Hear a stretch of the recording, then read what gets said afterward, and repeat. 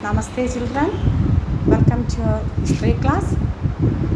Now we are going to study about a new chapter, a devotional path to the divine. Devotional path to the divine. നമ്മൾ എന്താണ് ഭക്തിയിലെ ഒരു ഭക്തി മാർഗമാണ് എന്താണ് ദൈവികതയിലേക്കുള്ള ഭക്തി.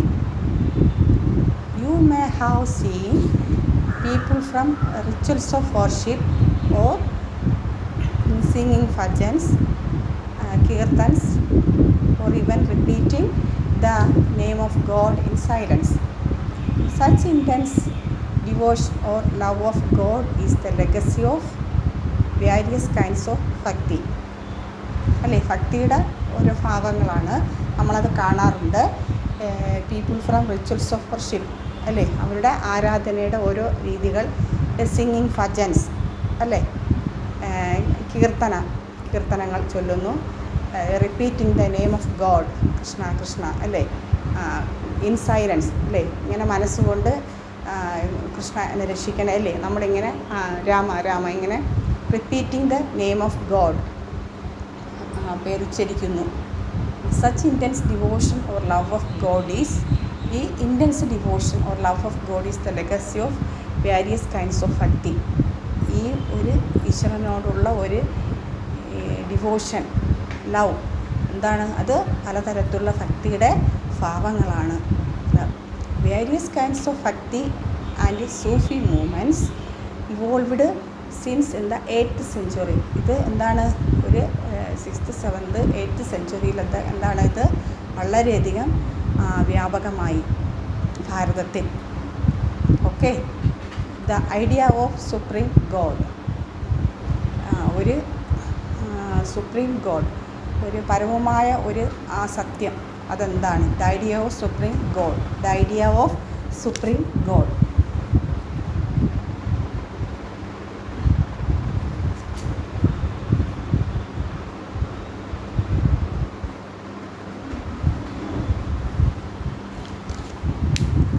Several people also showed their interest in the teachings of Buddha or the Jainas.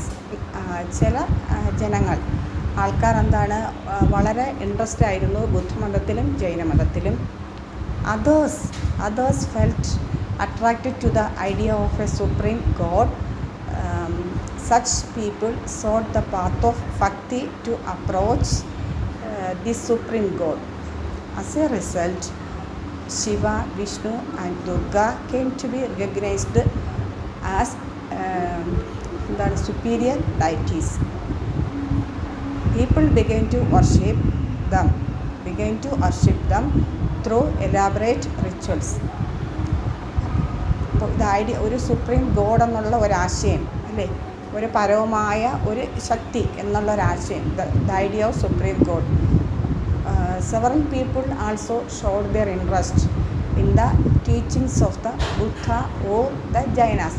കുറേ ജനങ്ങൾ ബുദ്ധിസത്തിലും ജൈനിസത്തിലും ബുദ്ധൻ്റെ ടീച്ചിങ്സിലും ജൈനൻ്റെ ടീച്ചിങ്സിലൊക്കെ വളരെ താല്പര്യമുള്ളവരായിരുന്നു. പക്ഷേ അതിനുപരി കുറേ ആൾക്കാരുണ്ടായിരുന്നു. Others felt attracted to the idea of, അവർ വേറെ ഐഡിയയിലേക്കാണ് അട്രാക്റ്റ് ചെയ്യപ്പെട്ടത്. സുപ്രീം ഗോഡ്, ഒരു പരമമായ ഒരു ശക്തിയിലേക്ക്, ആ ഒരു സത്യം, അതിലായിരുന്നു മറ്റുള്ളവർ അട്രാക്റ്റ് ചെയ്യപ്പെട്ടത്. അപ്പോൾ others felt attracted to the idea of supreme god. Such people sought the path of bhakti. അപ്പോൾ അങ്ങനെയുള്ളവരെന്താണ് ആ ഭക്തിയുടെ പാതയിലേക്ക് എത്തിച്ചേർന്നു. To approach this supreme god, എന്താണ് ആ ഭക്തിയിൽ തൻ്റെ ആ ഒരു സുപ്രീം ഗോഡിനെ അവർ സമീപിച്ചു, സുപ്രീം ഗോഡ്. അപ്പോൾ അതിൻ്റെ ഫലമായി as A result Shiva, Vishnu and Durga came to be recognized as superiorities അല്ലേ. അതിൻ്റെ ഫലമായി ശിവനെന്നും വിഷ്ണുവെന്നും ദുർഗയെന്ന് പറഞ്ഞ് എന്താണ് ആ ഒരു അവരുടെ superior deities. Shiva, Vishnu and Durga came to be recognized as superior deities. എന്താണ് അവരുടെ ഒരു സുപ്പീരിയറായ ഒരു ഡൈറ്റീസ്, ആരാധനാമൂർത്തിയായി അവർ ശിവനെയും വിഷ്ണുവിനെയും ദുർഗയും ഒക്കെ അവരെന്ത് ചെയ്തു, അതാണ് എന്നുള്ളൊരു തിരിച്ചറിവ് അവർക്കുണ്ടായി. People begin to worship him. അങ്ങനെ അവർ ആരാധിക്കാൻ തുടങ്ങി ത്രൂ എലാബറേറ്റ് റിച്വൽസ്. എല്ലാ തരത്തിലുള്ള റിച്വൽസും ആരാധനയും ചടങ്ങുകളോടെ എന്ത് ചെയ്തു, അവരങ്ങനെ അതിനെ വർഷിപ്പ് ചെയ്യാൻ തുടങ്ങി. അതാണ് the idea of supreme God.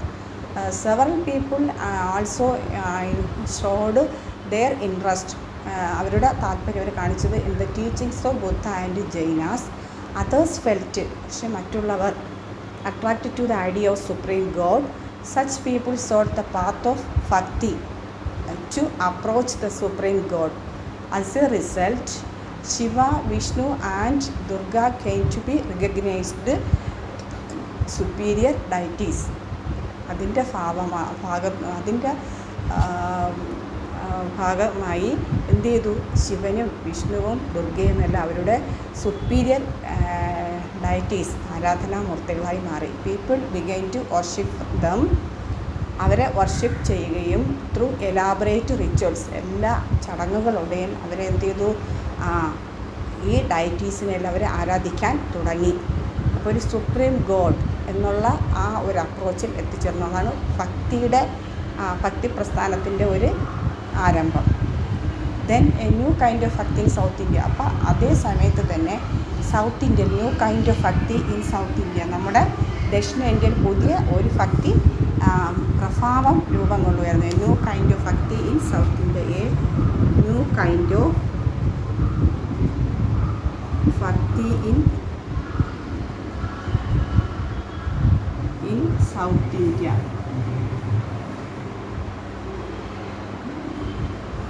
New kind of bhakti in South India. The 7th to 9th centuries. ഏഴാം നൂറ്റാണ്ടിനും 9ാം നൂറ്റാണ്ടിനുമൊക്കെ ഇടയ്ക്ക് emergence of new religious movements, പുതിയ റിലീജിയസ് മതപരമായ പല മൂവ്മെൻറ്റ്സും ഉണ്ടായി, പ്രഭാവങ്ങളും ഉണ്ടായി. Led by the Nayanars and Alvars. അപ്പോൾ അത് അറിയപ്പെട്ടിരുന്നത് നയനാർസ് എന്നും അൽവാർസ് എന്നുമാണ് അറിയപ്പെട്ടിരുന്നത്. അപ്പോൾ in the 7th and 9th centuries saw the emergence of new religious movements led by the Nayanars and Alvars. അപ്പോൾ എന്താണത്, അവർ നയനാർസ് എന്നും അൽവാർസ് എന്നാണ് അറിയപ്പെട്ടിരുന്നത്. അപ്പം നയനാർസ് എന്ന് പറഞ്ഞാൽ സെയിൻസ് ഡിവോട്ടഡ് ടു ശിവ. അപ്പോൾ നയനാർസ് എന്നറിയപ്പെടുന്നത് ഇങ്ങനെയുള്ള സന്യാസിമാരാണ്, ശിവനെ ഡിവോട്ട് ചെയ്യുന്നവർ, ആരാധിക്കുന്ന സന്യാസിമാരെ നയനാർസ് എന്നും, അടുത്ത് സെയിൻസ് ഡിവോട്ടഡ് ടു വിഷ്ണുവിനെ ആരാധിക്കുന്ന സന്യാസിമാരെ അൽവാർസ് എന്നും അറിയപ്പെട്ടിരുന്നു. അപ്പോൾ അങ്ങനെ ഒരു മൂവ്മെൻറ്റ് എവിടെ ഉണ്ടായി, സൗത്ത് ഇന്ത്യയിൽ ഉണ്ടായി. The 7th to 9th centuries saw the emergence of new religious movements led by the Nayanars and Alvars, who came from all castes including untouchables. പക്ഷേ ഇതിലേക്ക് എല്ലാ കാസ്റ്റുകളും ഇതിലേക്ക് കടന്നു വന്നു. Who came from all caste, തൊട്ടുകൂടാത്തവർ എന്നറിയപ്പെട്ടിരുന്ന ആ വിഭാഗങ്ങൾ പോലും ഈ ഒരു ഭക്തി മൂവ്മെൻറ്റ്സിലേക്ക് കടന്നു വന്നു. മനസ്സിലായല്ലോ, ന്യൂ റിലീജിയസ് മൂവ്മെൻറ്റ്സിൽ നയനാർസ് എന്നും അൽവാർസ് എന്നും അറിയപ്പെടുന്ന ഒരു പുതിയ റിലീജിയസ് മൂവ്മെൻറ്റ്സിലേക്ക് എന്ത് ചെയ്തു, ഈ എല്ലാ കാസ്റ്റുകളും, ആരാണ്, അൺടച്ചബിൾസ് വരെ, തൊട്ടുകൂടാത്തവർ എന്നറിയപ്പെടുന്ന ആ വിഭാഗങ്ങൾ പോലും ഈ ഒരു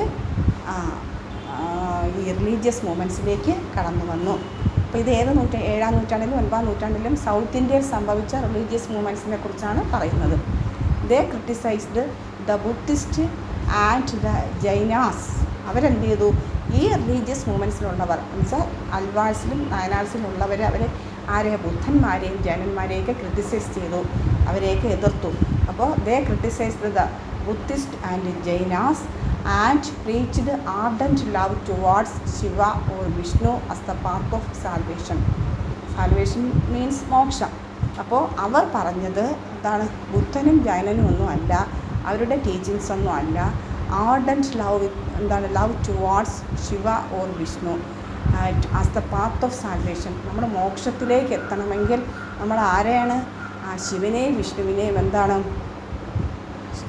ആരാധിക്കണം. മനസ്സിലായില്ലേ? നമ്മുടെ പൂർണ്ണമായ ആരാധനയും ശിവനോ വിഷ്ണുവിനോ എന്താണ് നൽകണം എന്നാണ് ആര് പറഞ്ഞത്?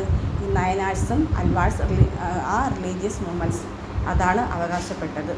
അപ്പോൾ അത് വിശ്വസിച്ചിരുന്നവർ criticised Buddhist and Jainas and preached ardent love towards Shiva or Vishnu as the path of salvation.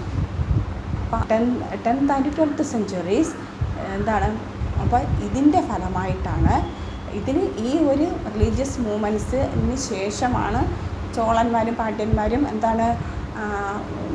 ഭരണത്തിലെത്തിയത്. അപ്പോൾ അവരെന്ത് ചെയ്തു? ഇതിൻ്റെ ഭാഗമായിട്ട് അവർ വലിയ നമ്മൾ ക്ഷേത്രങ്ങൾ ഗംഗൈകൊണ്ട ചോളപുരം അല്ലേ, മഹാബലിപുരത്ത് ക്ഷേത്രങ്ങൾ നമ്മളതൊക്കെ പഠിച്ചിട്ടുണ്ട്. ഇതൊക്കെ ഇതിൻ്റെ ഭാഗമായിട്ടാണ് എന്ത് ചെയ്തത്? ചോള പാണ്ഡ്യ കിങ്സ് രാജാക്കന്മാർ എന്ത് ചെയ്തു? ടെമ്പിൾസ് ക്ഷേത്രങ്ങൾ പണിതത്. ദസ് ദ ഭക്തി ട്രഡിഷൻ ഗോട്ട് സ്ട്രോങ്ലി ലിങ്ക്ഡ് വിത്ത് ടെമ്പിൾ വർഷിപ്പ്. അങ്ങനെ ആ ഭക്തി ട്രഡിഷൻ, ആ ഭക്തിയുടെ പാരമ്പര്യത്തിൽ ഒരു ശക്തമായ ഒരു ടെമ്പിൾ വർഷിപ്പുമായിട്ട് ഇത് ശക്തമായി ലിങ്ക് ചെയ്യപ്പെട്ടു അല്ലേ. ഈ ഭക്തി എന്ത് ചെയ്തു? ടെമ്പിൾ വർഷിപ്പ് മാറ്റും അമ്പലത്തിലെ ആരാധനയുമായിട്ട് പെട്ടെന്ന് ശക്തമായി എന്ത് ചെയ്തു? ലിങ്ക് ചെയ്യപ്പെട്ടു. അപ്പോൾ ഇത് 7th to 9th century, ഒരു 7ാം നൂറ്റാണ്ടിൽ മുതൽ ഒരു 9ാം നൂറ്റാണ്ട് വരെ ഒരു പുതിയ റിലീജിയസ് മൂവ്മെൻറ്റ്സ് സൗത്ത് ഇന്ത്യയിൽ, ദക്ഷിണ ഇന്ത്യയിൽ പെട്ടെന്നുണ്ടായി. അവരെ അറിയപ്പെടുന്നത് അൽവാഴ്സ് നയനാഴ്സ് എന്നുമായിരുന്നു. അത് അൽവാഴ്സ് എന്ന് പറഞ്ഞാൽ സെയിൻസ് ഡിവോട്ടഡ് ടു വിഷ്ണു, വിഷ്ണുവിനെ ആരാധിക്കുന്ന സന്യാസിമാരെയും, നയനാഴ്സ് എന്ന് പറഞ്ഞാൽ ശിവനെ ആരാധിക്കുന്ന സന്യാസിമാരുമായിരുന്നു. Who came from all caste including എല്ലാ ജാതിയും അല്ലെ ജാതിയിലുള്ളവരും ഈ റിലീജിയസ് മൂവ്മെൻറ്റ്സിൽ ഇൻക്ലൂഡ് ചെയ്യപ്പെട്ടു. ദെൻ ഇതിൽ വിശ്വസിച്ചവർ ബുദ്ധിസത്തെയും ജൈനിസത്തെയും ക്രിട്ടിസൈസ് ചെയ്യുകയും ശരിക്കും നമ്മൾ പരമമായ ഒരു ഭക്തിയിൽ എത്തിച്ചേരണമെങ്കിൽ അത് ശിവനെയോ വിഷ്ണുവിനെയോ നമ്മൾ പ്രതിഫലേച്ഛയില്ലാതെ ആരാധിക്കണം അല്ലേ, ചെയ്യണമെന്ന് അവർ ആവശ്യപ്പെടുകയും ചെയ്തു. അതിൻ്റെ ഫലമായിട്ടാണ് ഇപ്പം ദക്ഷിണേന്ത്യയിലൊക്കെ പ്രത്യേകിച്ച് പാണ്ഡ്യ രാജാക്കന്മാർ വളരെ വലിയ ക്ഷേത്രങ്ങൾ പണിയുകയും അങ്ങനെ ടെമ്പിൾ വർഷിപ്പ് ആരംഭിക്കുകയും ചെയ്തത്. Once more a new kind of bhakti in South India.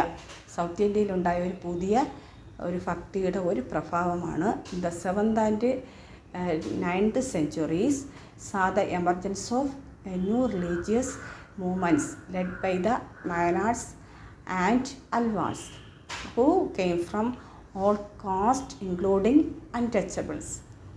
Okay, they criticized the Buddhist and the Jainas and ardent love towards Shiva or Vishnu as the path of salvation.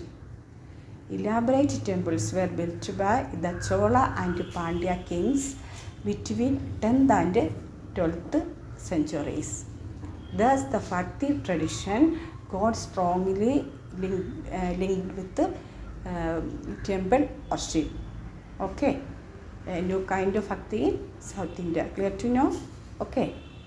Then, philosophy and Bhakti. ഭക്തിയും തത്വശാസ്ത്രവും അല്ലേ, philosophy and ഭക്തി. Then philosophy and ഭക്തിയും തത്വശാസ്ത്രവും തമ്മിലുള്ള അത് വളരെയധികം ബന്ധപ്പെട്ടിരിക്കുന്നു അല്ലേ. Shankara a bhakti saint was an advocate of Advaita or the doctrine of the oneness of the individual soul and supreme God, which is the ultimate reality.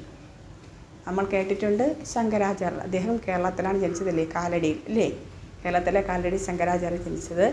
ഭാരതത്തിൻ്റെ എല്ലാ ഹിന്ദുക്കളുടെ ഏകതയ്ക്ക് വേണ്ടി പ്രയത്നിച്ച ഒരു വ്യക്തിയാണ്, ഒരു തത്വജ്ഞാനിയാണ്, ഒരു സൈദ്ധാന്തികനാണ് അല്ലേ, ആത്മജ്ഞാനം നേടിയ വ്യക്തിയാണ്, ആളാണ് ഒരു ശങ്കരാചാര്യർ. അപ്പോൾ അദ്ദേഹം ഒരു ഒരു ഭക്തി സെയിൻറ്റ്. അദ്ദേഹം സാധാരണ ഒരു സന്യാസി മാത്രമല്ല, ഭക്തി സെയിൻറ്റ്. അദ്ദേഹം എന്താണ് ഒരു ഡോക്ട്രിൻ, ഒരു തത്വം അദ്ദേഹം പറഞ്ഞിരുന്നു, Advaita. Shankara a bhakti saint was an advocate of Advaita സിദ്ധാന്തം. നമ്മൾ പഠിച്ചിട്ടുണ്ടല്ലേ. ആ അദ്വൈത സിദ്ധാന്തത്തിൻ്റെ ഒരു വജ്ഞാതാവാണ്, ഇത് കൊണ്ടുവന്ന ഒരാളാണ് ശങ്കരാചാര്യർ.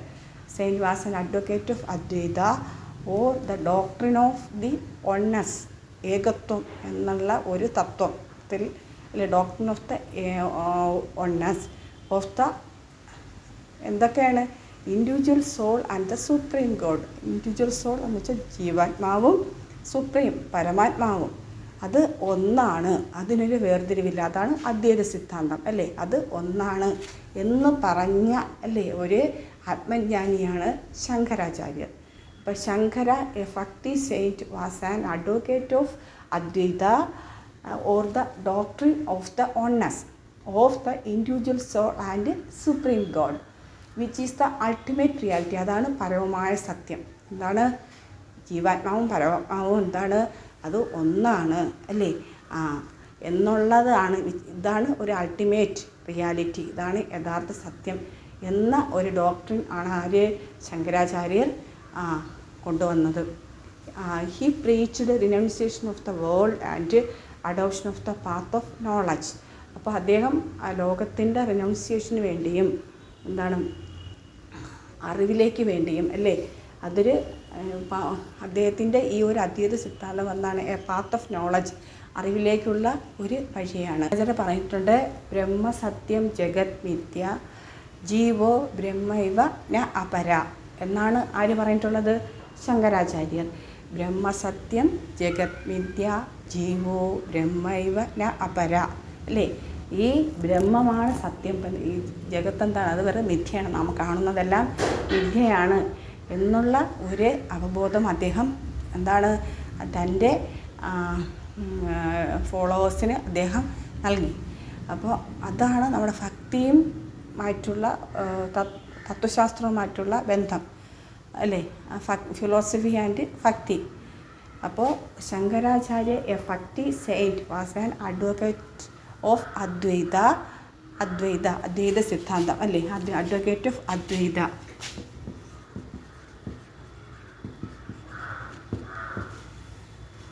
Doctrine of the oneness of the individual soul and supreme God അല്ലേ.